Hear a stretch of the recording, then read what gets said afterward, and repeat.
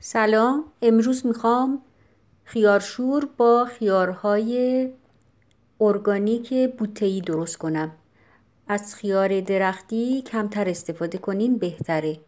من خیارها رو شستم، کامل خشکشون کردم و بعد اونا رو توی شیشه جاسازی میکنم. میگم جاسازی به دلیل اینه که میخوام به حالت فشرده خیارها رو بذارم. وقتی که خیار میرسه و شما چند تا از اونو برمیدارین، بقیه میاد بالا و کپک میزنه. در این صورت کپک نمیزنه، نمیان روی آب خیارها. چند دونه فلفل، اونا رو هم جاسازی میکنم. به همین شکل که بذارم تندیشون رو به خیارها پس میدن. و از یه تعدادی سیر استفاده میکنم.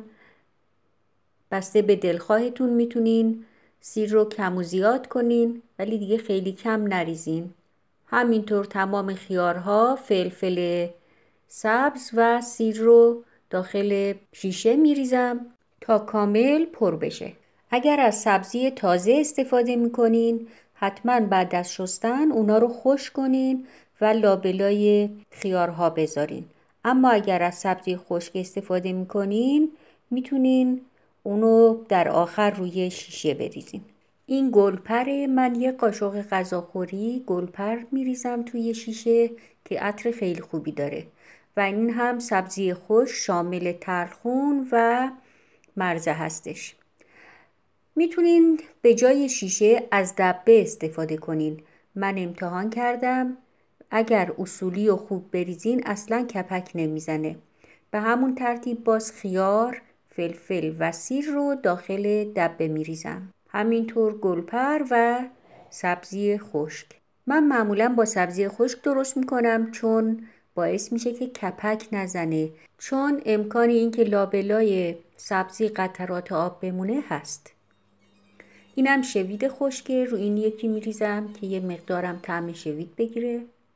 بعد آبو جوشوندم، نمک ریختم توش. در ازای هر لیتر آب یک قاشق غذاخوری نمک ریختم. من گاهی اوقات با آب جوشیده سرد درست میکنم و گاهی با آب داغ و این دفعه با آب جوشیده داغه. تمام اونا رو پر میکنم. روی یکی از شیشه ها یه مقدار کمی سرکه میریزم که یه کوچولو طعم سرکه هم بگیره. و بعد در اونا رو میذارم. مهم اینه که کجا نگهداری کنین، درشون محکم باشه، در جای خشک و خنک و تاریک. و از 3 هفته دیگه کم کم خیارشورا جا میافتن و آماده میشن. البته وقتی که با آب داغ خیارشور درست میکنم، یه مقداری زودتر خیارشور آماده میشه. اینو با آب سرد ریختم 4 هفته پیش و به این شکل در اومده. با تشکر.